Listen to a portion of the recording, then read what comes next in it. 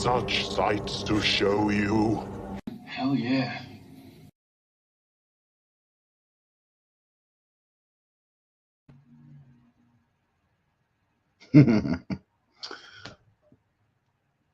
Hey everyone, I don't know if you can hear me or not. This is Razor from the Horror Syndicate. Sorry, I'm having some technical difficulties today.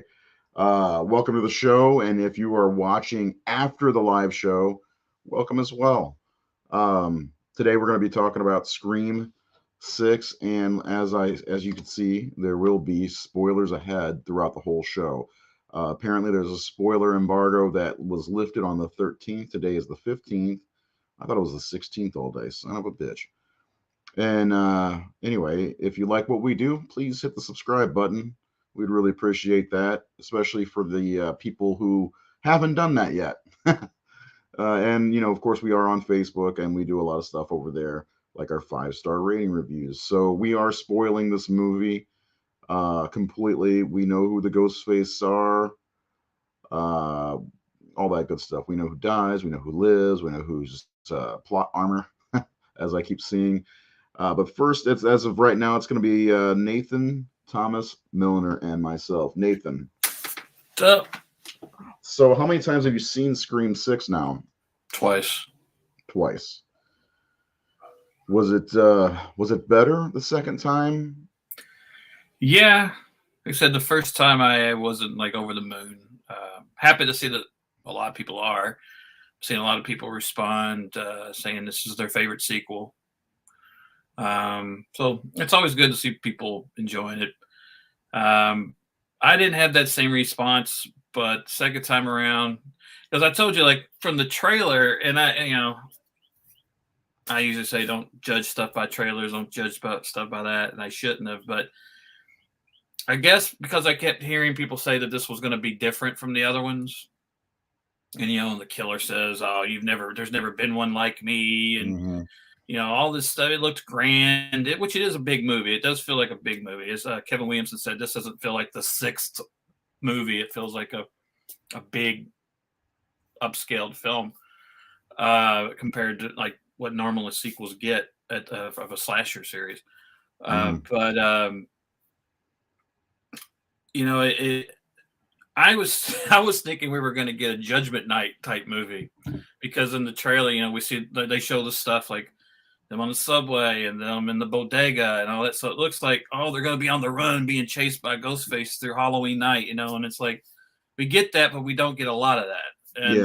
And so, I mean, even though we do have a Judgment Night sequence with the ladder crossing the buildings straight, and we got Cuba Gooding Jr.'s skid in the movie. Right. So I was expecting more of a cat and mouse chase across the city, sort of like maybe the third act of Jason Takes Manhattan or Judgment Night, that kind of thing. But it really felt more like a Scream movie traditionally to me, and it felt, in particular, they basically kind of follow Scream 2 in many ways. So I think that's why I was a little like, oh man, it's kind of just the same thing again. So I went to see it again just to give it another chance, and now that I know what it is, what it isn't, and it's not a bad movie at all. I enjoyed it. There are a lot of great elements in it, but I'm glad other people are really, really excited about it and satisfied with it. Yeah, I liked a lot of the movie myself, and the third act is the one that really kind of had a problem with. But let me introduce Seth and Jared. Hi, Seth. Hey, what's up? Oh, Seth. Oh, just we're just chilling out, talking about hairy nipples and stuff. How you doing? I'm doing okay. All right. And then Jared is here. Jared, did you get to see Scream 6, or are we going to spoil it for you tonight? Oh, shit. We had a topic tonight? Okay. Yeah. Well, it was a good thing I watched the movie. All right. So we got Nate's impression. Jared, let me get your impression. I already know Seth's impression because that mofo talked to me about it Friday, like all night. That's all they talked about. They didn't even do a show on it. But anyway, Jared. Rambo. Well, it did kind of feel like a return to basics in a way. Obviously, there was a long amount of time between Scream 4 and Scream 5. So this one, Scream 5 is still kind of fresh in the memory. This somewhat of a return to the formula that we all know so well. But at the same time, it gave us a little bit something different, which I thought was interesting, which we can always get into when we get into the meat and potatoes. But, overall, it was a Scream movie. Yeah. It definitely is that, a Scream movie. Had a lot of the elements, and Nate and I were mentioning how, and I noticed this and mentioned it the other day, how the fifth movie kind of mirrors things that happen in the first movie, and this one definitely does the same thing with Scream 2, taking place on a college campus for the most part, out of Woodsboro stage. Seth, did you get to see it again?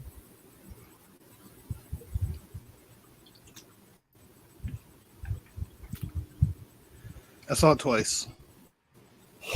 Was it better the second time?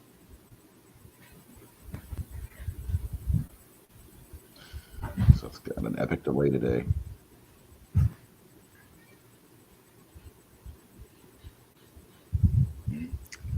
That's what the trilogy's for. Yeah, I guess so. Yeah. So,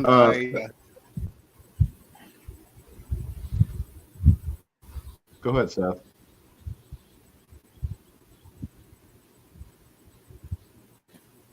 I hear crickets. I was just saying the second term, I liked it pretty much just the same as I did the first time around. I think it's definitely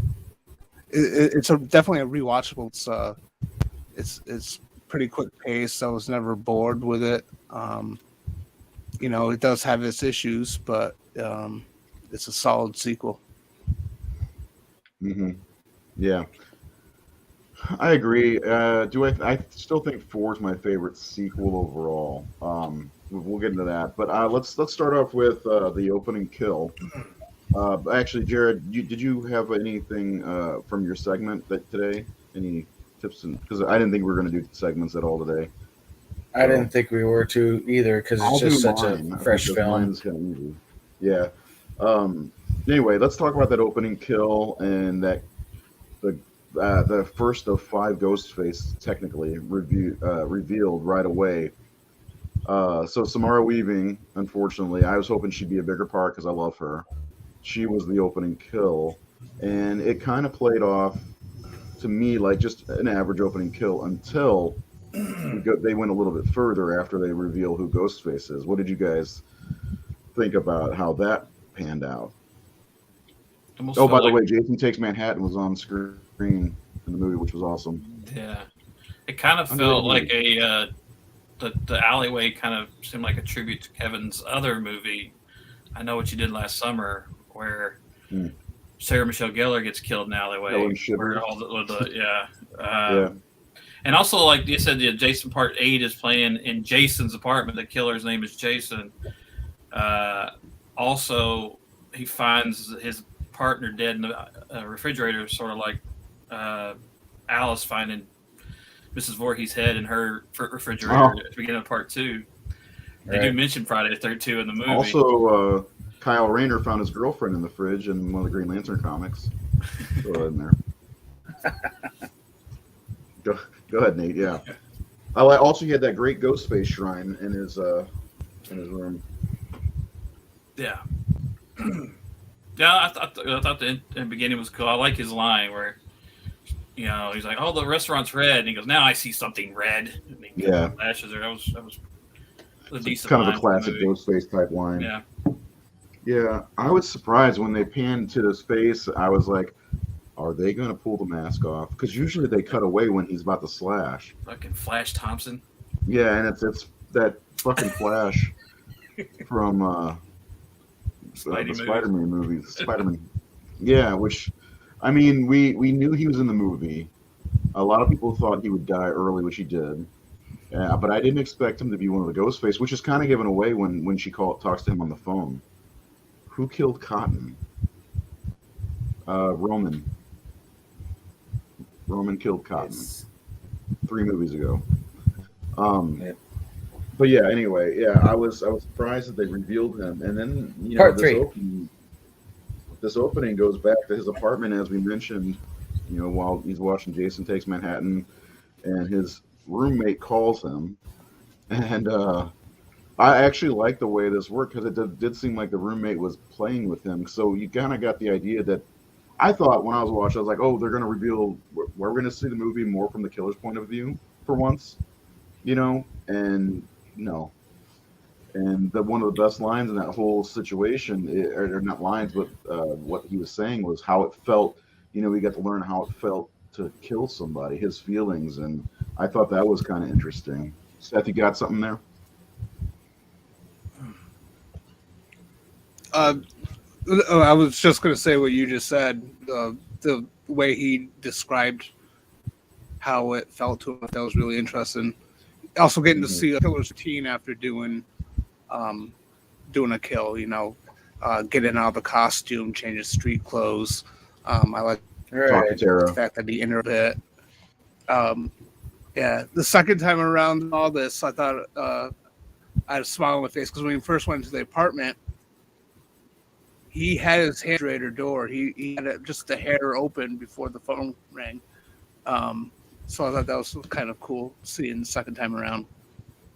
And yeah, I like the idea that it started with a killer killing another killer. That was cool. Mm-hmm. Yeah, and he also said, "What about my movie?" And I love that next line. What did he say? Who gives a fuck about movies? I love that. Because most of the killers in the series are all about making a movie or, being like a part of a movie. And this one is like, fuck that. Fuck the movies. And a lot of my friends thought it would be Sydney. I didn't think that. Is why. Wow. Which is why what?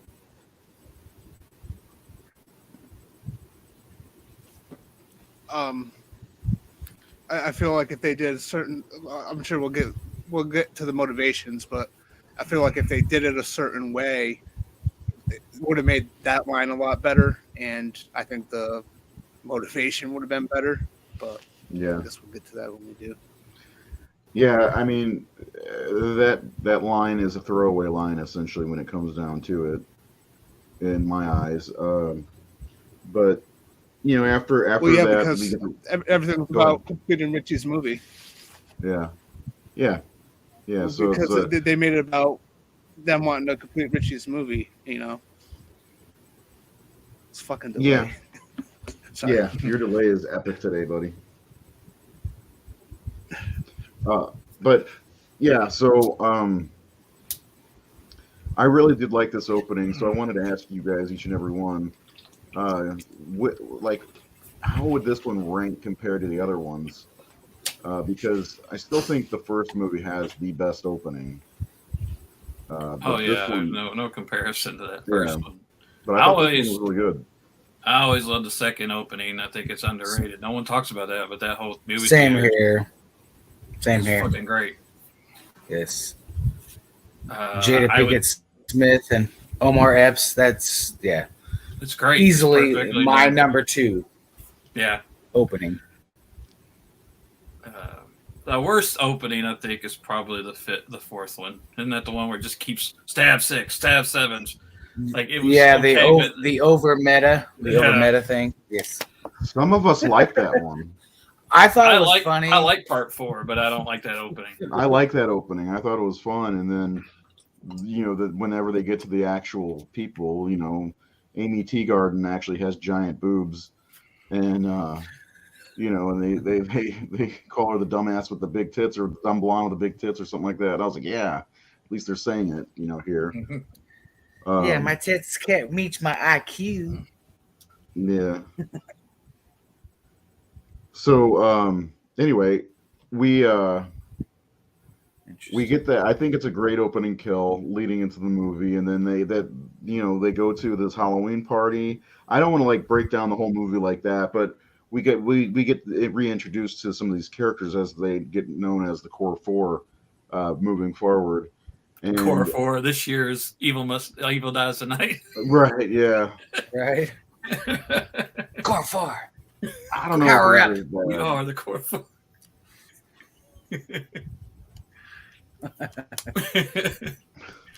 While we're talking about the party, Too Short, man. I could not hearing the song "Blow the Whistle" playing at the party. It's like, holy shit, man! Because like Black Panther had In the Trunk, and this had is like Too Short's getting some playing some movies nowadays. Really, I didn't notice that. Yeah. Yes. Yeah. So anyway, so then Sam. Personally, I wanted Sam to be one of the killers because of the way that she like went after Richie and stabbed the shit out of that guy. Like, what do they say? Like 22 times. But She said, yeah, that's what she said. Yeah, she even counted. Like, bitch, you crazy. I think I think I like what they did though, making her as kind of a pariah on the web, because you get that scene where they're filming her and going doing all that bullshit that we see every now and again on the internet. Now I thought that was clever. That was clever. They said now we got to kill your reputation or kill like your identity or whatever. What do they call it? I can't remember how they put it in the movie. But we can't just kill you. We have to assassinate your character too.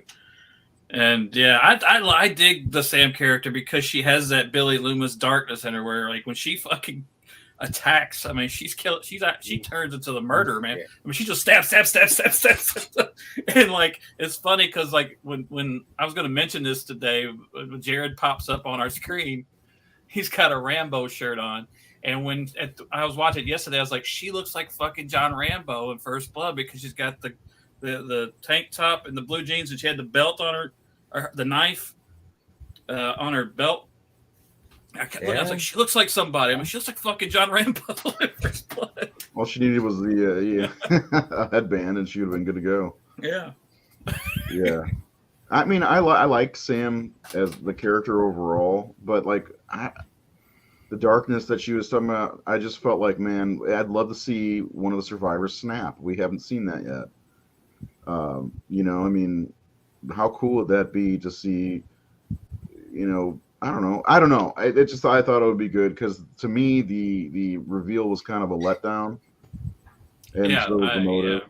But that's also, what I was let down because the trailer again, that line, there's never been one like me. You see the whole Shrine collection, you're like, oh, this is gonna be some like wealthy fucking psychopath like Patrick Bateman or something. Like it just felt like. I thought we were going to see something new, and when it was Dermot Mulroney and his two fucking stupid kids, I'm like, like I was a little let down by that.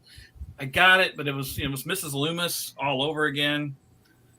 Dermot's playing really campy.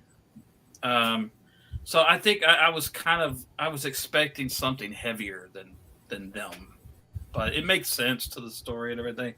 But I felt like they were preaching so much about how this movie was going to be different. The character saying I'm different, and I was like, well, no, it's just other than he's a cop. You've never seen one like me. Yeah, it just why does everybody have to be connected? Why couldn't it just like, oh, they're in New York, oh, I hate that bitch, or we're assassinating a character, let's kill her.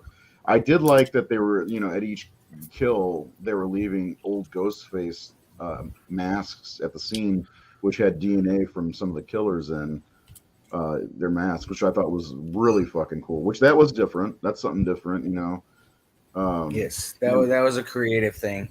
Yeah, they did. I thought that was cool, and I like that they brought Kirby back. I also really enjoyed that bodega scene more because we got to see a big chunk of it in the trailer, in that one trailer. But like, Ghostface does not move like Neo from the Matrix. It was slowed down more in the movie. Because a lot of people, of course, that was one of their big sticking points. Was like, oh, come on, Gail's haircut was really good in this movie too. Yeah, That's true. Yeah, I like that bodega scene a whole lot. I like. Well, people bitch about the. I wonder if they released that in the trailer after they released the shot of him with the shotgun. You know, so Show people what it would was. not bitch that he's just walking around New York with a shotgun. You know, because Right. that was a problem with some people. Because But that's a I game like, changer for the character of Ghostface. dude, he using a was more gun. brutal though too in this one. You know, like he walks in and that guy tries to stand up to him, he just fucking stabs him, and you know. Dick. Yeah, it was pretty. I like that scene quite a bit. This might be one of my favorite sequences of the last few movies, if anything. I think there's only one problem in that is that it's obviously Dermot Mulroney, because only Dermot Mulroney could have done that, like handled that shotgun like a pro, been able to walk in that confidently and take on people and all that. That's a good point. Stalk them, but he's the one who called them to tell them, "I need you down at the station." He was at the crime scene, just moments before. Yeah. So was it his It son? had to be him. It had to be him because his son's a dipshit. Well, I mean, just because it showed him at the crime scene doesn't mean that. Yeah, I mean, he must have rushed down there or something, but put everything in a backpack. Well, I mean, like, just because it says he's at the crime scene and it shows it doesn't mean he's actually there. I mean, that is kind of a hole, but it doesn't make sense that it would be his kid. Like, trying to figure out who killed who in this, I don't feel like was very hard. I think mostly it was him. His daughter was the one on the subway. And, yeah. That's another issue. Like, that Ethan kid, he kind of saved Mindy's life. Yeah. And he was one of the killers. Like, what? Why did he just leave her there? Yeah. Bleed to death. That was gonna be one of my. Because I'm innocent. I guess they were trying to prove his innocence, but they were like seconds away from it. I just realized my light's going down. Seconds away from the reveal. That's that was probably part of the red herring of his character, but for some reason I thought from the very beginning he was one of the killers, but at the same time I thought it was too obvious, and that's when I started thinking about other things. Yeah. I just love that Mindy. Do you guys play this game with your significant others if you have them, like who the killer is? Yeah, I don't have a significant other. I know. I love you. I could. Yeah, there's a lot of Easter eggs, and we could do a whole show on the Easter eggs in the train and in the shrine. Pinhead was in there. Babadook was in there. The family from Us, I noticed them in there. Yeah. And the red. I like that Mindy is just suspect of him the whole time. Like even when I'm on the train with Ethan, aka GF. And I love her line when he pulls her out and she's laying there and goes, "Are you all right?" Goes, "Oh, I'm so good." Her delivery, that was perfect. She goes, "I'm fucking pissed that I was wrong again." Man, she wasn't really wrong. I love her delivery. "I'm so good." Yeah, the subway scene cut in between the two subways was a really cool sequence too. That's one of the things. This movie was really, really good, but there's a lot of question marks. Like, why did that Danny guy have a ladder in his apartment in New York City? Right? I'm thinking he's a firefighter, isn't he? Because he's always like there when the fire department, emergency people showed up. He's been in something, and he was a terrible guy in whatever I saw him in. I didn't love him in this, but yeah, when he pulled out the ladder, my wife and my daughter just started laughing. "Here, I got you, bro. Here, I got this full." Well, the only thing I could think, maybe he's the ready building for you. superintendent, and maybe he needed the ladder, and I don't know. But having a big ass ladder like that makes zero sense. I got the sense that he was a firefighter because he's one of the first on the scene when the cops and everybody comes in, so he would have known them. They wouldn't have let him in, like to the theater at the end. He walks right in with the cops and everything. So I'm thinking he's a firefighter. It could be, yeah. And he probably has that planned of, if I need to get out of this building or I need to get somewhere, I need a ladder. If he's not, then he's just a very, very well planned. He's just a Boy Scout. He's ready for everything. He's a doomsday prepper, living in New York City. And he was a gentleman the entire movie. Yeah, other than that, I thought that scene was intense and really great. And I mean, who didn't think that Annika was going to die in this movie? She was cannon fodder, but she had a cool death. If she was yeah, I mean, hidden like I had to look. My Helena and Reynolds went with me. I looked at Helena. Was like, "Are you okay?" She's like, "I know that's makeup." I'm like, okay. Well, her like call saying, "I don't want to die. I don't want to die." Yeah. As she's as he's jiggling it and all that. And like that's another cool thing is that when they're trying to get across it, he's banging through that door. And normally Ghostface just gives up once he can't get in. Mm-hmm. He just keeps going and banging and banging and banging that door. This is like a relentless Ghostface. So that's where he does become different. In that, out of all the Ghostfaces we've had, Dermot Mulroney's probably the most capable of fucking killing you and knowing how to. Because no one else at this point, because I always talked about that, all the Ghostface before him. So I guess that is the difference. All the Ghostface before him were pretty much amateur people. This guy is a trained police detective. I mean, he's someone who knows how to handle and how to outthink you and outfight you and take you down. Do you think he taught his kids how to do some of that stuff too, though? He had to. But I don't think they would be as effective as he is. So like an older Ghostface would try to get through the door a couple of times, but then find another way into the house. Yep. But this guy's so full of anger and rage. Yes. He's just gonna bust that fucking door down. What if it was all three of them and they were just taking turns? It's like, you go hit it, boom, boom. Your turn, Quinn. Come on. I do like when the dude sees him across the way, like, I see you, got you, motherfucker. I see you, bro. It was, but again, that guy, I didn't, again, like Jared said, I don't love his performance. He was kind of a dude, bro. But which one? The boy, Danny, the boyfriend. Sam's boyfriend. Yeah. I liked him okay. He was all right. I liked him. But yeah, so that whole ladder scene, that's definitely a sticking point because Quinn supposedly dies in that scene right before that, so she's supposed to be dead. Right. So he's throwing his daughter into the door. Right? Was it or was it the brother? Because he missed his class that night. What was the class? I was there. It was Econ. Yeah, was he really there? You know, like. Ask 100 people. I was there. Ask 100 people. I think I saw him. But yeah, I think it was the dad. I don't think those two had the strength to do what he does in that scene.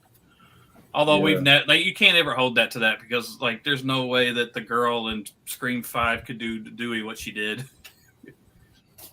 No, that's another thing I was hoping that we would find out that total balderdash on that. Yeah, I was hoping. My fiance and I have a huge problem with the timeline of Part 5 also. But that's a total another topic. We'd probably do a whole show on killers, who killed who, and all that stuff. I really miss... I don't Sam is not old enough to be his daughter. That's all it is. Why? They said there's a 5-year gap between the sisters, right? Yeah, but it said it was also 25 years, and then they said she was 23. Yeah. We did the math. We did the math. She could be 25 at the latest. At the very latest. And that would mean that he was cheating on Sydney before he died. She has to be 26 or 27 is because Kirby was a senior when she was a freshman and Kirby's 30. Yeah. Mm-hmm. So hold on. Let's say that what if she was conceived the night of Stu's party? So Billy had sex with 2 different women in one night. First of all, good for him. And he had time to kill the principal. And someone took us. While we're talking about Billy, I'm so tired of seeing that promo shot of him as his photo. Like the police have that, and they had it in the last movie, where it's like a promo, like from that party of Skeet Ulrich. Just kind of looking all suave. It's like that's the picture they have at the police station. Who gave that to them? It's kind of like the Jason Voorhees photo in the paper. He's all leaning. Yeah, I have that newspaper clipping of who took that picture and lived. Or in Part 4, Jamie Lee sitting there waiting for Annie. That's the photo she has of her with the pumpkin. Yeah, maybe it was Ben Tramer creeping, and he took the picture and gave it to whoever after the fact. I was stalking your mom and took this photo of her. I think, so like, do you think really good Lens, long lens. Really, really long lens. Do you think that Dermot Mulroney's character did most of the killing then? I think he did the bulk of it. So you think okay? Because the kids are around a lot with the group. Well, the way they shot the movie, they made it seem like he had an alibi every time, these things were going on. And also, but that's other. Quinn tried to kill Gail and killed her boyfriend, which was also a stretch. Yeah. Also, how many times can a Ghostface get hit in the face with a frying pan and still keep going? How many people can keep getting stabbed in the stomach and shot in the stomach and keep coming Right. back and living? Right. Everyone keeps living. Everyone got stabbed in the stomach in this movie. Or shot And in the the knife stomach. gets pulled out every time. So Leave it in. Okay, let's talk about that because that's a good question. Yeah. Mindy gets stabbed on the subway. She lives, and she's able to run just a few hours later. Bouncing up, jumping in the ambulance. Yeah, that's bullshit. That shouldn't have happened. Yeah. I don't think the hospital would let her go, especially being not implicated, but part of a murder investigation. I think they wrote it off as she's really high, like, oh, I'm on drugs, or they gave me drugs. Bullshit. I call that bullshit. Yeah, I know. And then Chad, he gets stabbed. He turns into a pincushion. Yeah, by two ghost faces. I mean, first of all, he shouldn't have survived the first movie he was in. No. That's another part too. Scream 2 parallel is the way Chad in a Jesus Christ crucifixion pose getting stabbed. He's the boyfriend, just like Jerry O'Connell. Yeah, getting shot. Yeah, and we get to see that thing that Jerry O'Connell was on. It's in the shrine.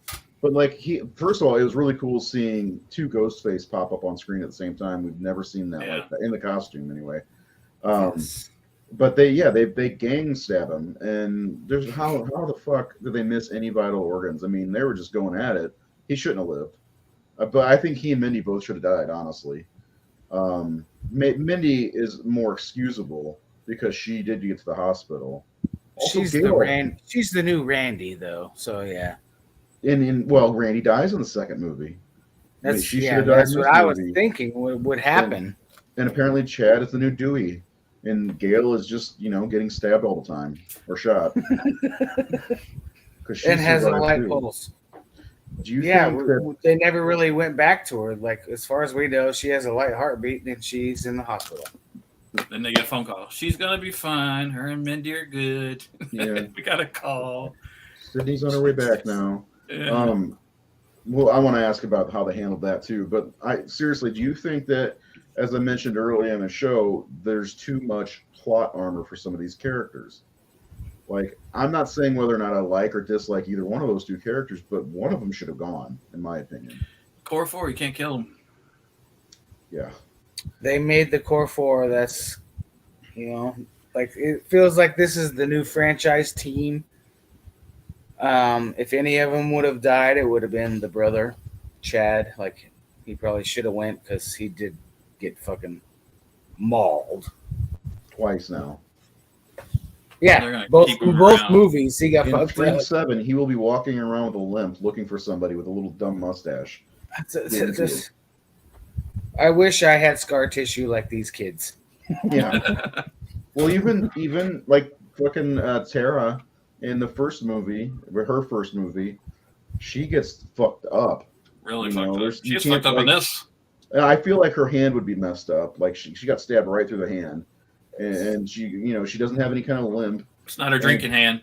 Yeah, it's not. Yeah, but like even in this, she falls from that height. Sure, she falls on the guy, but she also falls into a blade. She gets stabbed in the back initially, right? He comes up behind her and stabs her. I think so. By the popcorn stand. Oh yeah. When she was getting her kiss with yeah. From Chad. Do you think they'll have a scene like in Lethal Weapon 3 where they all show each other scars trying to prepare? Kirby's like, forward. Or like on the boat in Jaws, I got this one. Yeah, and they'll sing a song. Show me the way to go. Also, and stabbed, didn't she? Who? Kirby. Yeah, she got stabbed again. She got stabbed Same again, spot. like right in the same spot. And like Jared says, she's like, I need this. Like, don't pull the knife out of her. She's gonna bleed out. Leave it in. I need But this. nobody died. No, nobody important died. They killed off people who we knew were going to kill. The psychiatrist, who wouldn't he have been a wonderful Ghostface? You know, Unless you're a big Friends fan, nobody important got killed. Oops. Friends. Spoiler alert. Oh, we're doing all spoilers today. Well, I mean, I wish she would have died, because I mean, is that bad to say? I wish she would have died. She's just a character. I'm kind of done with Gail. I've been done with Gail. I did like her scene. It was I like when she puts him on hold. Yeah, for a what? minute. He's like, "What?" Yeah. I thought that was hilarious. Yeah, that was And good. it fits her character, but it also would have fit Sydney. Sydney could have Yes. done. I think Sydney did that in one of the movies. Didn't she put somebody or call somebody to find out where they were, like called their phone? 2003, wasn't it? Yeah. But I like that. You know, for a minute. Like I just like she's taking no shit. And you know, like the 10th motherfucker who's tried this already. You know, even when her boyfriend dies, she doesn't even bat an eye really. But when the killer mentions Dewey, she starts losing it, which I liked. True love, man. I miss Dewey. I know the filmmaker said they regret killing Dewey off because Dewey was like the heart and soul of this movie. Even though everybody likes Sid, and I love Sid, I think Dewey was kind of the heart and soul of the franchise, and I missed him in this. I don't feel like I didn't miss Sydney very much. I was gonna say I don't feel like Sydney's presence was, and the way I thought the way they handled it was really good. You know, Sydney sends her love, but she's getting the fuck out. One of our commenters made that exact same. Like it feels like I don't remember how he worded it, but it feels like a Scream movie that could stand on its own 2 feet. It didn't need Sydney Oh yeah, for all this. Because the last movie introduced us to two new final girls. We don't need Sydney anymore. Like they're the new lead final girls. Throwing Sydney in, like part 5 felt like it was unnecessary to throw Sydney in there. I mean, if it wasn't for Dewey's death, she would have had no reason to come. But Right. like it just felt like, oh, now we got to have Sydney in here when we've got all these new characters who we've been following for the whole movie. Now we got Sydney in there to throw into the mix, and it was like it was just forced. And I don't think they needed her. I still think 3 was her best in game out. You know, that ending of part 3 is the best part of the movie. Yeah. And I liked her in part 4 because she was connected. You know, it was part of the plot of why they're doing it. And I like some of her moments in the part 4. But part 5 just felt like she was shoehorned in there. So when they said they weren't bringing her back in this, I was like, I don't think they need Sydney. I love fucking Nev. I love Sydney. But a lot of other franchises didn't just keep willing out the same character over and over and over. This felt like they were starting these are our new characters. So pass the torch. Yeah. And I think they're doing it a decent way too. I don't think Sydney needs to come back for a Scream 7, but No. I have a feeling she will. It's like I'm watching this movie, and I know there was some kind of contract dispute or whatever, but I'm watching. I'm like, at what point would Sydney come in here, and for what reason? You know, like the Ghostfaces. I get that they have to do with her because they started with her essentially, but like at this point, they're not going after Sydney. You know, they're going for who's responsible for killing their son, which, you know, Richie. Yeah. And I don't want her brought back just to kill her off either. Yeah, no, I don't want her to die. I'd rather that Scream 5 be her last appearance. And maybe Gail doesn't need to come back. But, yeah, I don't know. I don't mind Gail. She doesn't bother me. I mean, I like that scene where Sam goes to punch her and she dodges it. And then, you know, Tara gets her. But anyway, what are some of the standout things you guys want to talk about? Because I'm about ready to get to that third act and talk about that shit. I'm kind of curious about how Richie. All right. The thing that doesn't connect here for me is like Richie and Sam were dating in like Modesto, California, right? They were working at a bowling Southern alley or something. California. But he was, I guess, part of this film school class in New York and making a movie. And I don't know where were they from, because I know they said that the Bailey, the dad, transferred to NYPD Blue to get on this case, basically. Right. Apparently, it's really easy to do. Yeah, and like they said they put him on this case because his daughter was blah blah. I was like, well, that's actually not realistic. They would not put him on that case No. if his daughter was the roommate of the victim. It's called a conflict of interest. Yeah, and I don't know. Just there's a lot of weird, like where did Richie and how everyone's connected or in New York. I know that that they went to college, and the brother and sister went with Tara to protect her, and then of course she did. Her sister went with her, but I don't know, like the whole film school, like these guys, Jason and whatever the dead guy in the fridge, knew Richie, had made the movie with him, or I don't know if they made the movie with him or if they were just carrying on his legacy. It seems like they knew him. They were Yeah. friends with him. You kind of get the impression they knew him. So I don't know. I just couldn't figure out where everyone was located before they got here. I assumed they all were located in here. California. And then once Tara and all them moved to New York, they just followed. And, got transferred and got the roommate thing set up and, all that bullshit. I mean, I could be wrong. Was Richie in a film class, or was he just doing that on his own? Maybe it was just an online connection they all had, because they did talk about like the last girl, because that's how they met, right? That's how you knew that girl from Once Upon a Ghostface. Time in Hollywood or whatever. Well, maybe Richie moved to California to be with her, because him and Sam were only together for 6 months.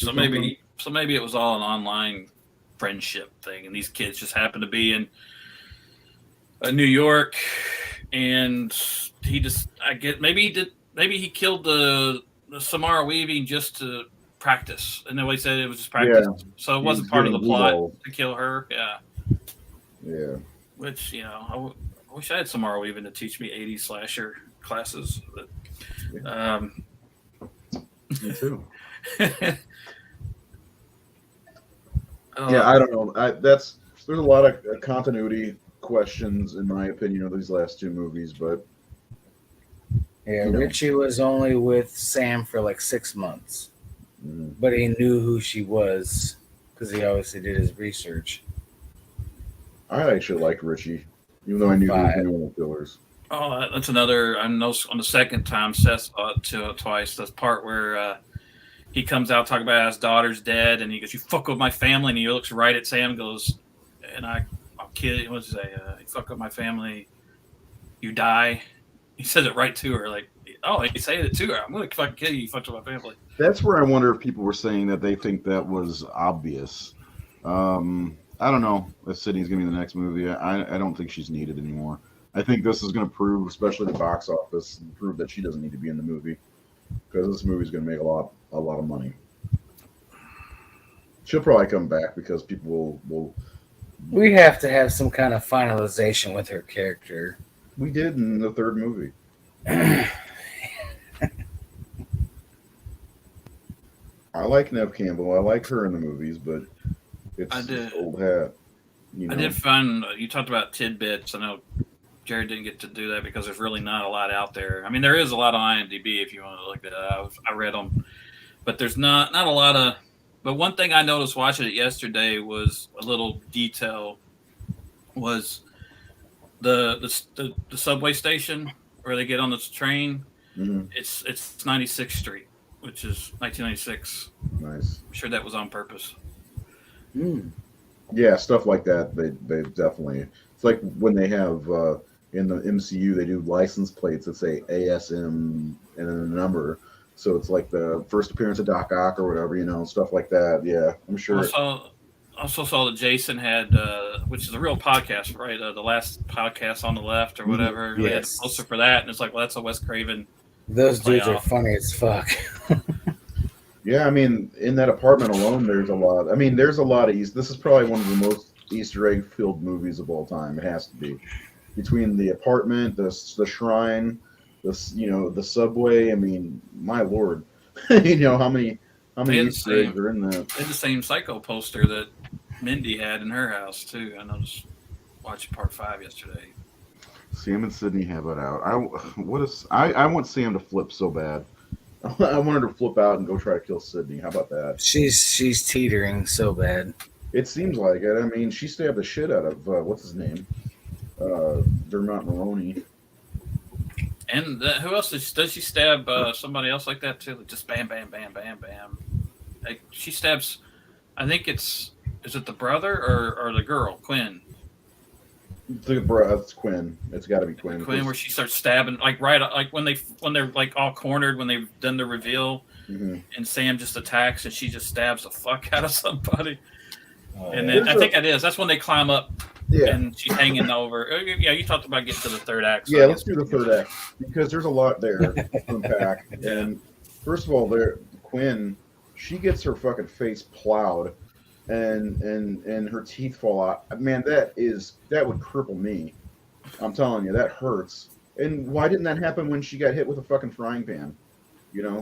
But the one thing I was gonna say about her that I liked is whenever I like the waving with the knife bit that she did, and then when she's going after Sam up in the balcony, she takes the knife and drags it across the bar, kind of like I thought I looked at it as an homage to Freddy, but kinda, yeah. The fingers crawling across the pipes. Yeah. One stab, and end up like a pirate.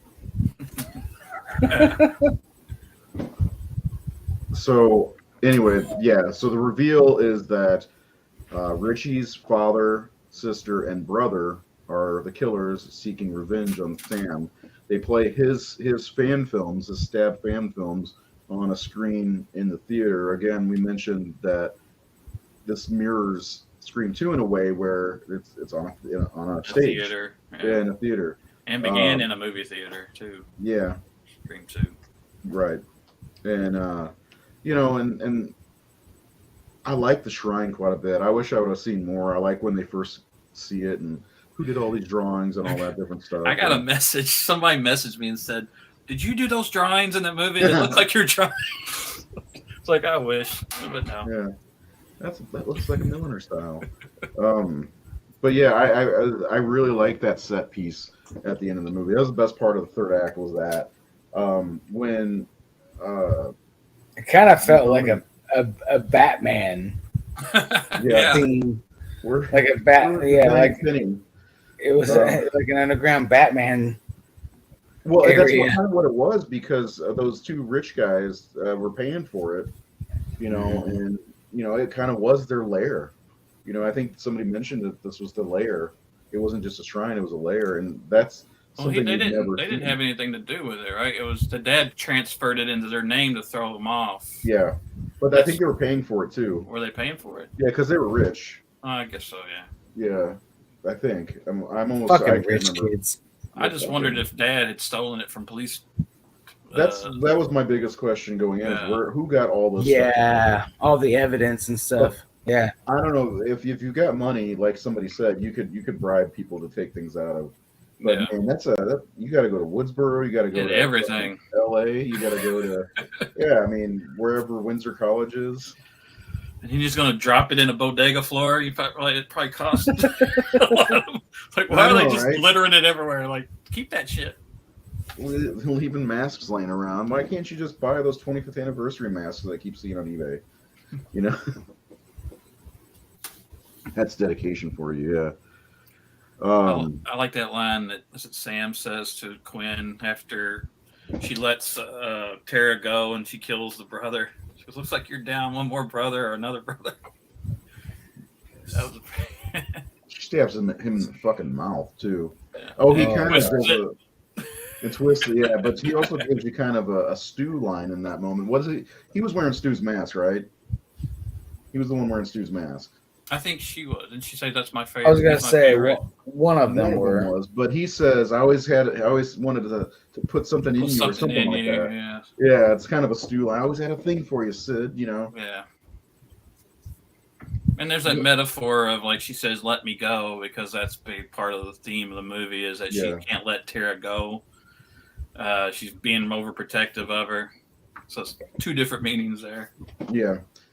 And it was kind of cool the way they did it in the trailer, where they made it look like maybe Tara had something to do with this. And a lot of people were talking like maybe she's one of the killers because she looked almost sinister in that moment, but obviously not. She falls onto a knife and lives, and stabs that dude in the fucking mouth, which was new. Yeah, these guys in general keep stabbing people in faces more, I think, because like the kid and Marley Shelton's son gets stabbed in the cheek through there, and then Sam stabs Dermot Mulroney through the face, doesn't she? Like at the end, and then into the eye. Yeah. Or someone gets. Oh, was it Richie got stabbed through the face like that? Or what wasn't it? Yeah, no, Richie was. Yeah. She stabs him, and then she like stabs him through the face. They had a lot of face stabbings. These guys. I mean, he was making a movie called Stab, and he was stabbed. So what overall, like, so the third act, like, I loved everything leading up to the third act. When the third act came, I was disappointed with the reveal of the killers. Were you guys also? Yeah, I was. It kind of deflated everything for me. Like when I remember that feeling when the first movie revealed. Of course, it was new. I didn't expect two killers, but it just felt. I remember feeling it. I remember when it's Mickey, in part two, going wow, and then when she comes out, I was like, okay, yeah, okay. Roman was the biggest disappointment of all of them. Like that was just. It's still the worst movie of the series to me. Yeah. I like the Killers in 4. I love the Killers in 5. But this one felt. I really like 5. I went back and watched it yesterday after I saw 6 again, and I like it a lot. But yeah, I remember feeling deflated when it was Dermot Mulroney, and then he's like, "It's me, of course it is." Like he just went all of a sudden. He went very psychotic, cartoonish. Yeah. It felt like remember like. One movie that always bugged the shit out of me was Urban Legend, because when Rebecca Gayheart is revealed to be the killer, she basically just mimics fucking Billy Loomis and almost quotes him line for line. Yeah. It's way out there. And it felt like that. It felt campy and cartoonish a bit when Dermot Mulroney was revealed as the killer. I would have rather him played it straight and scary and really like evil, or not evil, but just someone who really wants to fucking kill somebody. But he just played it kind of. Yeah, his revenge monologue, felt campy for sure. Which is weird because like he had to have played it straight for that year that after his son was dead, to get that job. And I wonder how hard that would have been to play it straight, knowing, and then especially, I don't know, maybe he started to crack as soon as everything started, because like you said, Nate, in that one part, he looked right at Sam. Nobody fucks with my family; they die, or whatever it is. Maybe he started to crack a little bit. But it's kind of a tell. Yeah. I mean, and was this a surprise that this was connected to Richie and his family? Again, it felt like, why does it always have to be someone connected? And it's like the Star Wars thing. Why do they have to be a Kenobi or a Skywalker or a Palpatine? Yeah. Yeah, that's what I thought. I was hoping it was going to be somebody completely random. Like I feel like the Tony Revolori or whatever his name is from the beginning, if he would have been the killer throughout, I would have been pretty happy with that, because I feel like he only knew of Richie from the boards, which is really cool that in the Killers in 5 they had no connection to anybody except for Richie placed himself as. He's pretty fucking arrogant to be able to do that too. If you think about it, he placed himself as Sam's boyfriend. They're basically just two Jamies in part 5. I do like that she called him a limp dick, and he was talking about boner pills at the beginning of 5. I thought that was kind of fun. But I think I was like, was he really on boner pills? You're my boner pill. But I like it's like Richie the and motives. But like I'm hoping the third movie doesn't follow the motives because so like you said, part one followed the motives of the first movie Mhm. because like Billy has that line, movies don't make psychos. Psychos make movies more creative or whatever, or creative. Movies make psychos more creative. Movies Or make whatever. psychos more. Yeah. Yeah. Uh-huh. And or this because Richie was all about movies suck and we want to make them better, so we're giving them a new story. Like when fans think that they know better than filmmakers and screenwriters, and they would do a better job. I love that. And then, but it's very similar. They're just movie fanatics like Billy and Stu were. And then Ooh, in this one, what's that? that's a good question. If Tara dies, do you think Sam's sanity will go? Yes. Ooh, maybe that'll be part of Scream 7. Just no Roman, no director. No, I told Seth. Yeah, this movie's got the vengeful parent. No, they're gonna make one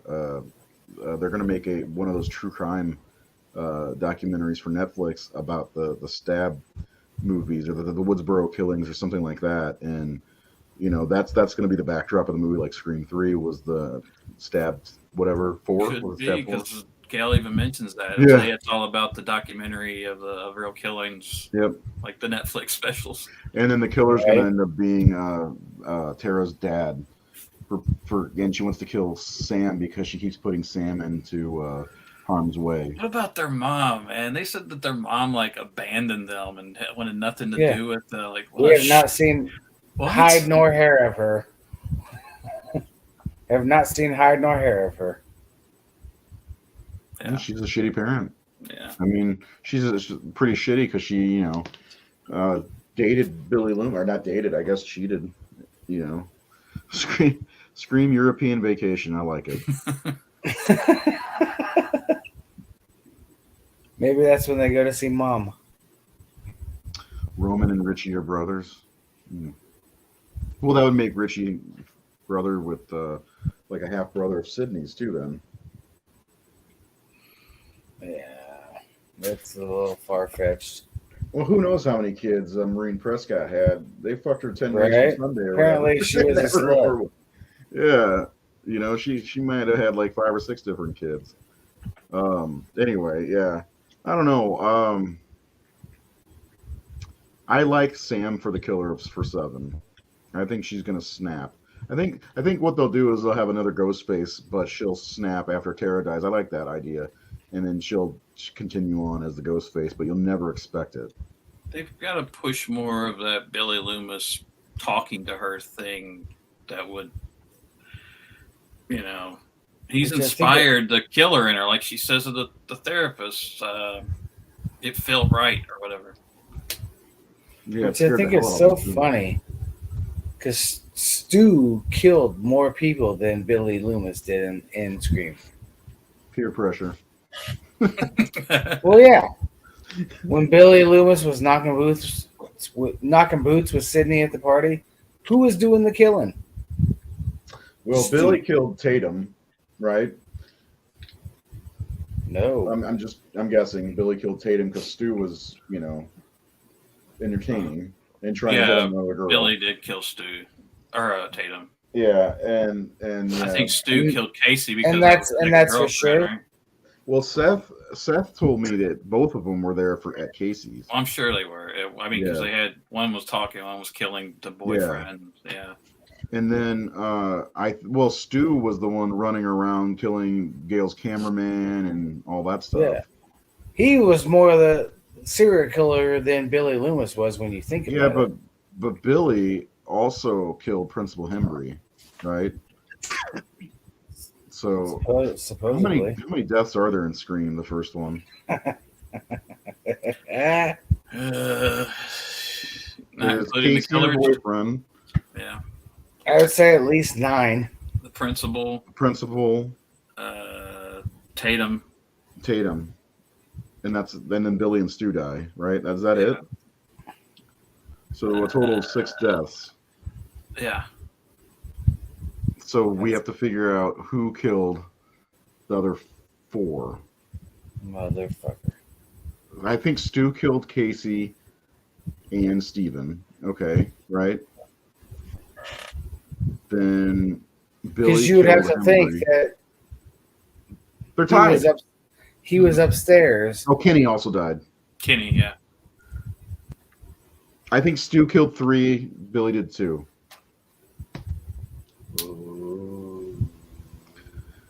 Would So you that like to means see the Billy's next not a movie? serial killer. You have to kill 3 people to get that. But Billy killed Maureen. Yeah, didn't he? Probably, yeah. Oh, yeah. Yes. He said he did. Would you like to see the next Scream movie away from Woodsboro or there? Away. There's no need to go I back. don't think those characters are going back. I mean, No. they maybe, but maybe not. At least There's not no Tara need. and Sam. Actually, I'd like them to go back, and then they have to kill Ghostface with the ceremonial familial dagger that's laying next to the Necronomicon Ex Mortis, and it has to be a carpenter to kill the Ghostface in this one. But Scream 8, they'll go into space. I fucking love that their last name is Carpenter. Yeah. That's the other thing, and I want to know is where is Tara's dad? You know, because what's his name? Is it John? Might be. It's not John Carpenter. No. I don't know. I don't know what. Do you guys have any ideas or theories? I just think it's a fun reference because Craven and Carpenter were good friends. Do you guys? I think it's a foregone conclusion that 7's happening. Oh yeah. Would you guys have any ideas or theories or things you'd like to see? I want Jenna Ortega to die a very bloody death. I'd like her to try to climb over a fence and her fall down on the spiking thing. I don't know what it is. I don't know about you guys, but I fucking hate Jenna Ortega. I don't like her as an actress. She's not. Oof. I don't. She's the it girl right now. I don't. Yeah. She's getting a lot of work. She's doing badass things. I just don't fucking like her. I liked her in Babysitter 2, and I don't mind her in these movies. I don't mind her at all. I watched her in Stuck in the Middle with my daughter. There's a lot of do you see the controversy of her? Like, I guess she was on a podcast and she was talking shit about the writers on Wednesday and how she would rewrite stuff, do her own thing, and the writer was like, yeah, the writer was like, so fucking disrespectful. Like, what if we went on a podcast and say she was the most difficult actress we've ever fucking worked with? And like, no one, they would be treating us differently, you know, if we said that, or she would be real pissed off about it. Listen, she didn't learn from Friends. You know what happened to Joey when he said he wrote his own lines? they killed him off. What? Yeah. No. Did he? Yeah, they killed him off of Days of Our Lives because he said he wrote his own lines. So, I'd like to see Sam lose her mind and finish Sydney. Okay. Yes, Jenny even said like she just like wouldn't say the lines. She on the day she would just make up her own shit, and the script supervisor was like, "What was that? Well, where did that come from?" But I get it. She was being protective of her character and saying that you don't write. They're not writing the character correctly here. But that's pretty. Does she really know the character? That's pretty ballsy for someone who, I mean, she became a big deal after Wednesday. Really. Exactly. Does she really know the character? That's very ballsy. Yeah, I think I'd like to see her die in the next movie, if there is in fact a Scream 7. I like their dynamic together as sisters, but she is fucking annoying. I don't like her dynamic at all. I don't think it works very well. There's a lot of complicates it. Yeah, you kind of it's a split between 2 leads, is what it is. It's kind of. Yeah, I can see that. But I do think that would be the straw to break the camel's back off for Sam, especially if she's off of her antipsychotics or whatever she's taking, and seeing Billy again. If she just, let's see, Dad, what should I do today? You should grab. Which for somebody who is our age, he still looks really good.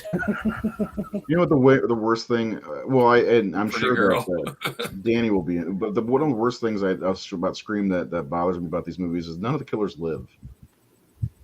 You know, like I'd love to see a return of a killer. Might be Ghostface versus Ghostface. That'd be interesting. But you know, because everybody wants Stu to come back. Or where do you guys sit on that? Stu coming back? I'd love to see it because Matthew Lillard is so fucking entertaining. Mm-hmm. Fuck yeah. It would be exciting to see someone that entertained because that's what I think these kids did okay. And Dermot, again, I thought he was a little over the top. But Matthew Lillard would be exciting and entertaining. And his performance as Stu Macher is, I think it's up there with like great stuff like Bruce Campbell's Ash and stuff. And I think it's got that kind of huge personality. When you think of Scream, if you're not quoting Randy, you're quoting Stu. You're probably quoting Stu more because it's not just his lines, but his deliveries of them. I mean, that whole sequence where they're stabbing each other at the end is so fucking hilarious because of You hit me with a phone, Matthew's Dick. performance. Yeah, he played it with a phone. I think I'm dying here, man. My mom and dad are gonna be so mad, man. Yeah, I mean, Stu was great, and I'd love to see him come back, man. I like Matthew Lillard overall. Even his fucking timing of when he picks up the phone or is it, hello? Did you really call the police? No. What if he was some kind of mastermind The timeline already doesn't match up, anyways. from behind the scenes? Sorry. It's okay. I was really hoping for a cult aspect also, but we didn't get it. Thought that'd be cool. No, that was kind of that. The trailer kind of gave you that vibe, but it's also Halloween night. I think the Stu thing in this movie, they address it. They make note of it, like so people think that Stu's going to come back. Well, when people in this real world, the people would know if Stu was dead or not in the real world of Scream. If Stu Macher died, Right. But at the same time, no one ever mentions, "Hey, we should go talk to Stu," or "Is Stu," like. But there's still this opening in this new movie. They kind of set it up to where Stu may not be dead in their world, because why would that rumor be out there if people knew certainly he was dead? Right, and he was rumored to be one of the killer in Scream 3, right, at one point. So, I mean, in Kevin Williamson's mind, I guess maybe Stu didn't die, but I don't know. That's the hot button question. I will say, when I was watching that Gale scene and the killer was on top, she did the Stu two-handed, thrust. And Reynolds looked at me and I'm like, is that Stu? Are they actually going to do that? It's a nice catch because she said Stu was her favorite. Right, yeah. And which made sense. Yeah. So yeah, I like that. That was her favorite too. That seems to be a lot of the fangirls' favorite. I mean, a lot of them like Billy too, but a lot of them like Stu. I mean, why not? He's hilarious, and he wears the best clothes. But I saw that and I was like, holy shit. So I don't know. I'd like to see him come back, but he was in the background on Scream too. Seth, what about you? We'll wait.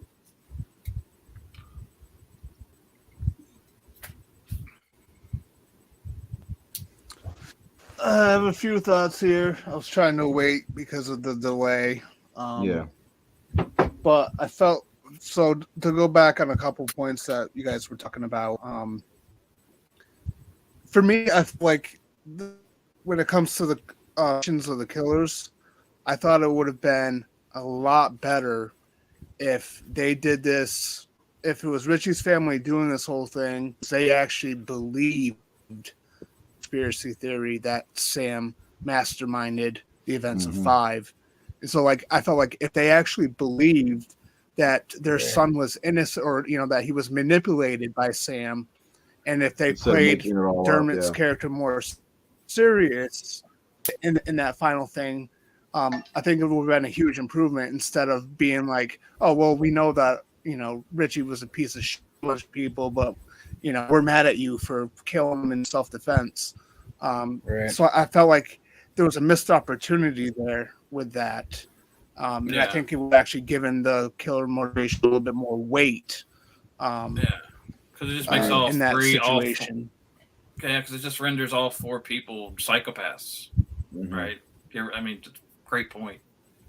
Right, right, and it would have also enhanced that line from the very beginning where Ghostface, before he kills Jason, says, "Fuck the movies," like. Right. So the whole idea of someone associated with Stab, with the movies, kind of was easily manipulated. His son, because his son was a fan. I felt like that would have been just a way better motivation and missed opportunity with the end. I also think too, going to the point about Sam, really, I don't necessarily see her being like a ghost face killer in the traditional sense. As has a sort of parallel. Sydney's whole thing was she didn't want to be like her mother, and the soul that Sam has in these father. That's why she was like the beginning. That's why she left with him. So,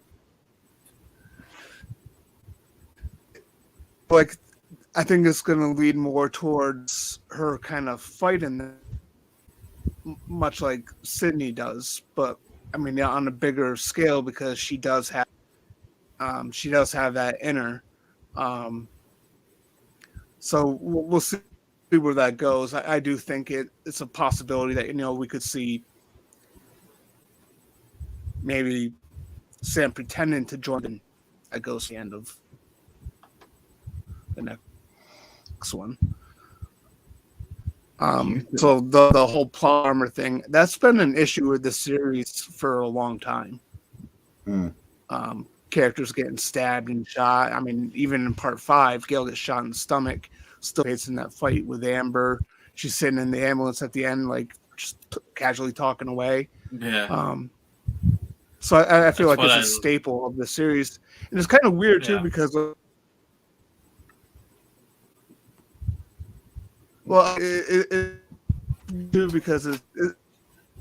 is from the same directors who made Ready or Not, which really had the consequences of violence. There's the whole thing with the nail through the hand, when she's trying to get through the fence, like chunks of flesh were being torn out.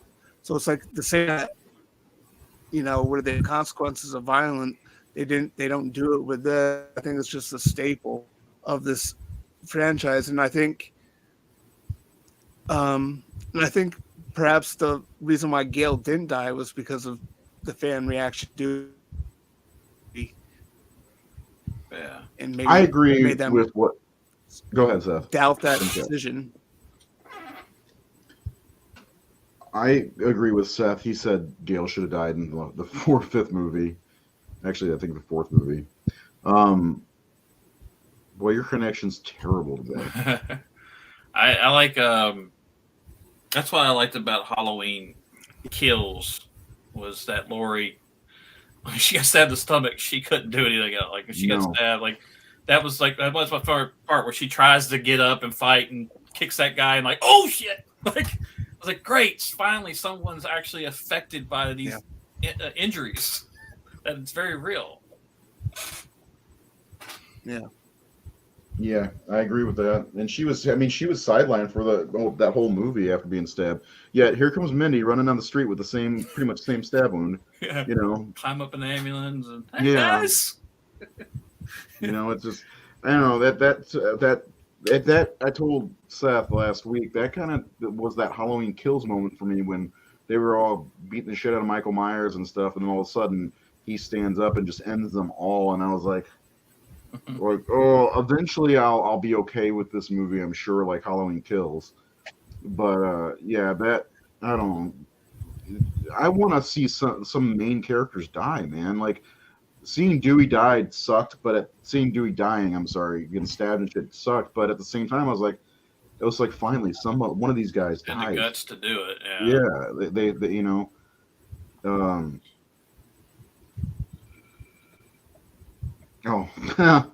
I haven't seen Jeepers Creepers Reborn. I don't plan to actually. I have no Desire I to don't see want to it. watch that. Anyway, Not- I think we need to wrap up the show for the evening. Nate, since you're the one who has to bounce, why don't you give us your overall final thoughts on Scream 6, and if you do want to see a Scream 7? I do. I like the movie. Even like part 3 is still my least favorite, but it's still watchable. It's still Where does fun. this one rank Still for you got then? still got Parker Posey in it. Oh, she's the best. Yeah. Yeah. Her jumping in the what's his name, Patrick Warburton. Warburton's Yeah, arms. I do love that part. Dewdrop. I don't Have know you where ranked- I don't know where I put these because You need to rank them on your Facebook. I the need to thing see it. about Scream, especially like the last 3, in my opinion, I know not a lot of people like. I've noticed this week a lot of people fucking hate part 4. I love 4. I really loved it, and I'm like, so I love Jill. I really feel 4, 5, and 6 are all kind of on the same level. I think they're all, to me, none of them stand out from the other. I did like 5 more than 6, going back and watching 5 yesterday, but just slightly. I don't think it's better. There are things in part 5 that are stupid. There are things in it that bug me, like Marley Shelton being stabbed in a front yard in a resident neighborhood where she just pulled up with the sirens going and no one notices or no one's looking out their window or door. Little things like that bug the shit out of me. But I think the last 3 movies have been pretty consistently on the same level. None of them jump up ahead of them. So that's where I have a hard time ranking them because I don't like any of them more than the other. Part 1 and part 2 are probably my favorites. Part 1 and part 2. And then these 3. And I don't know how to put them in order because I think I do remember when I saw 4, it was my favorite since part 2. But then again, I don't know if it's better than these 2. So I got part 4 as my second favorite. And it's a worthy one. I think part 4 is great. Part 2, there's a lot of nostalgia there for me. I was so excited for that movie when it came out. I wasn't in college anymore, but hey, part 2 is my final chapter, if you know what that means, and I think that you do. So I don't know how. I have I thought about it after seeing it yesterday. Can I rank these? And I don't know where to put 4, 5, and 6 because I think they're all so much on the same level. So to me, that's a good thing because I think all 3 of them are worthy sequels. They're all fun watches. They all have great moments. This movie has a lot of great set pieces, but so did the last one. The bodega scene is a big standout for me because it was something different. Yes. Definitely different. But the Judgment Night ladder scene is tense, and I really do like Sam's brutality, like that she just fucking don't fuck with the daughter of a serial killer. Like I'm going back and watching 5 where she's stabbing Richie and she goes, "What about the ending of my movie?" And she goes, "Here it comes," and it cuts his throat. I'm like, "Holy shit, that's a great line. That's a great ending." Yeah. So I think the last 3 movies are all pretty much equal. You'll figure it out. Yeah, I don't know. I'm kind of when it comes to that, I don't know. It's hard when movies are so. None of them are A+, but none of them are less than a B. I think those are all B. Yeah, Seth and I, we talked about how where 3 may be the low point in the series. This series is very good overall. One of the better horror series, period, of all time. Well-made movies. Yeah. And all the movies. I mean, obviously 3 is the worst, but still, I enjoy 3 quite a bit. I do like Roman. I don't care what anybody says. There's some fun stuff. It's funny. 3. There's some fun stuff in 3. Yeah. Yeah, but anyway, yeah. Anything else you want to say before you bounce, Nate? I don't think we need Neve Campbell back. I love her to death, but just don't turn her into Laurie Strode. Just keep milking. Let's bring Laurie back. Let the franchise, let the new characters, let the next generation have their their day in the sun. Like these girls, that's probably the best thing about this movie is Gail isn't there overshadowing Sam and Tara. It's their movie. Mm-hmm. Whereas like so the last one, I felt like they threw Nev and Courtney, and Nev and Courtney just felt like they were there to be the legacy players. Dewey was a bigger part of the movie and had a presence there, but you just keep wheeling them out and Gail coming back to cover the story and getting it. It's just write a new book. Get rid of DL next one, or just don't have her back. Okay, I can agree with that. I think. Yeah. Jared, what about you? Your final thoughts on this?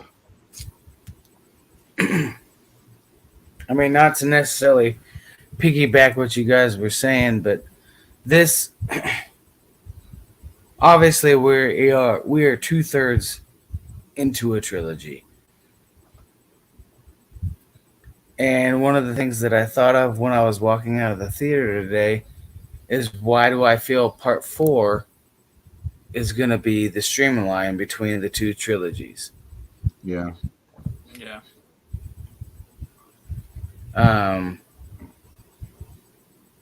Part 4 is, a lot of people have a lot of hate for it, but that's why they brought Hayden back, because there was a lot of drawbacks to part 4.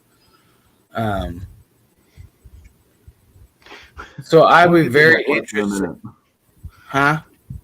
He keeps asking if Seth's going to watch the new Children of the Corn and review it. We'll get to that. I know that's really what you want to know, but go ahead, Jared. So it's really getting me excited to see how this trilogy is going to end.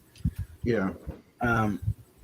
Will it even like kick off the trilogy or the whole saga? That's a good question.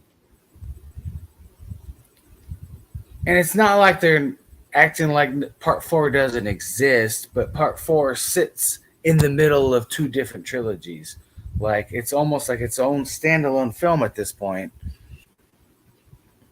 It's like Friday the 13th, part 5. Yeah, in a way, yeah. With less boobs. Less boobs. Yeah. No boobs. No boobs. Jesus. Scream, you need to pick your boob game up. They do. They really do.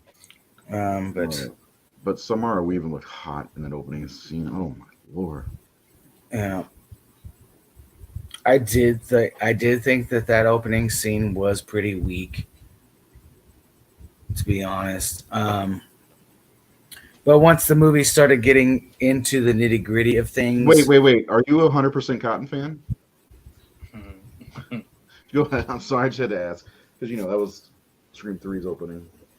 Mm-hmm. I do like him. He's handsome. That was the best. Because you like him. Dreamy eyes and shit. I love Saber But to get back to it, once we get past that beginning, which was original in its own way, like we already discussed, I do not like Jenna Ortega. Will she come back for the 7th one? Because she may not like the script. Right? She may have to write her own lines. That's a caveat in her contract. Yeah. She's like 21 years old and she's that pompous of an actress already. Oh my goodness. I mean, she plays the part well. I'm just not a fan of hers. She also said in an interview that this was the first movie outside of Woodsboro. And I was like, bitch, this is the 3rd movie outside of Woodsboro. Come on. So many people made that. Even fans made that. Yeah. Like, I just wish they wouldn't take it out of Woodsboro. Like, half the series has been outside of Woodsboro. What, you don't remember Scream 2, guys?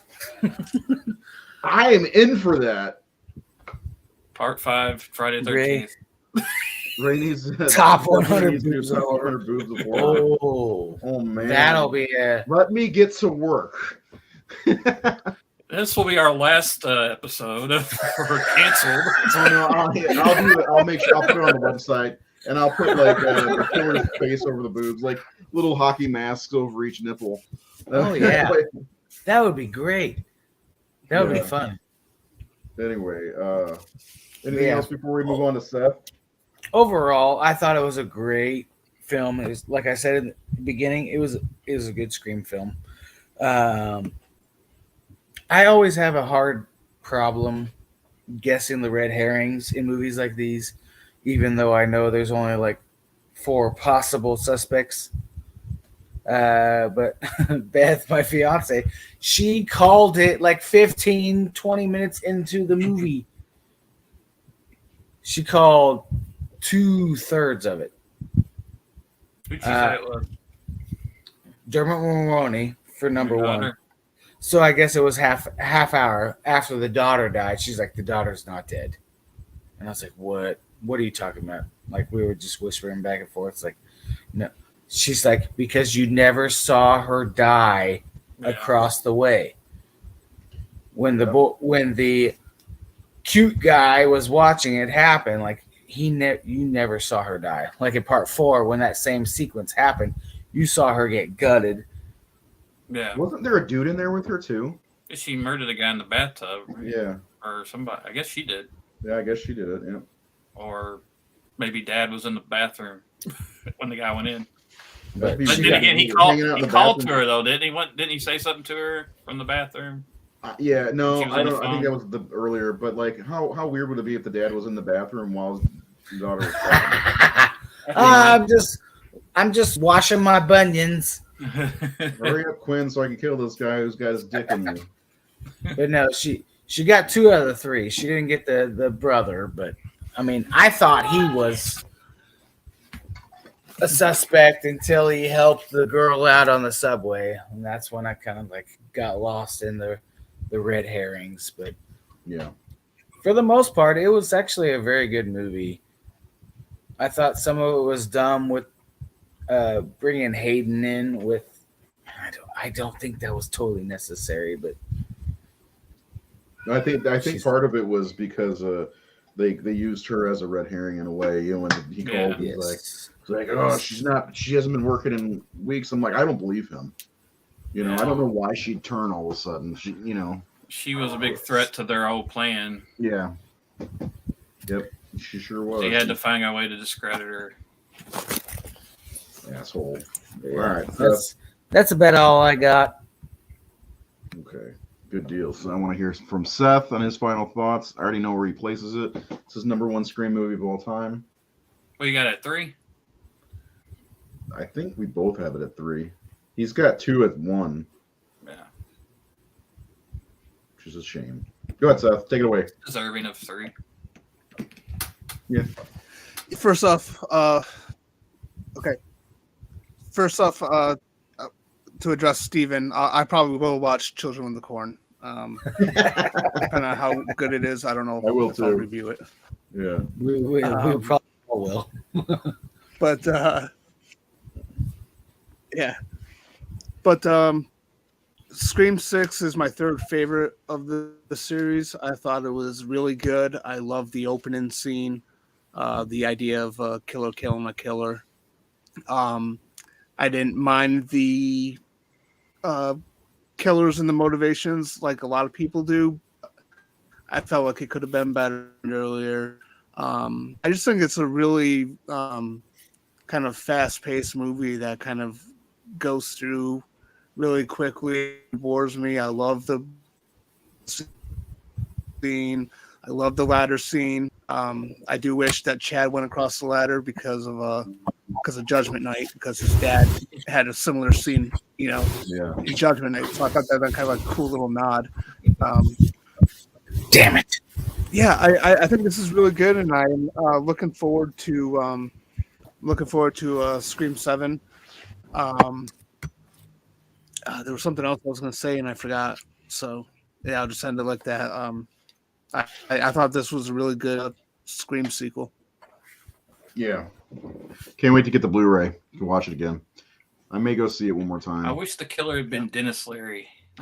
Then the killer would have been an asshole. Guys like you have to check their pants to see if they still have a dick. I got one. Asshole. By the way, Judgment Night, if anybody wants to watch that, it is streaming free on YouTube. What? Yes. The whole movie is free on YouTube. I still need to I have see the that, Blu-ray, guys. so. When There you go. Money's got blood on it, man. You ever seen it, didn't? I haven't seen that movie since the 90s, but I did enjoy it. So anyway, Friday, Seth and I will be back with a new show for Up All Night. We'll be talking about, yes, this fucking guy, the Leprechaun. And next week, I don't know that we've landed on our topic yet. So we'll talk about that off the air. So anyway, thanks again for anybody who watched the show or watched the later, when it's not live. And we will see you next Wednesday for another edition of the Horror Syndicate Discourse. Goodbye.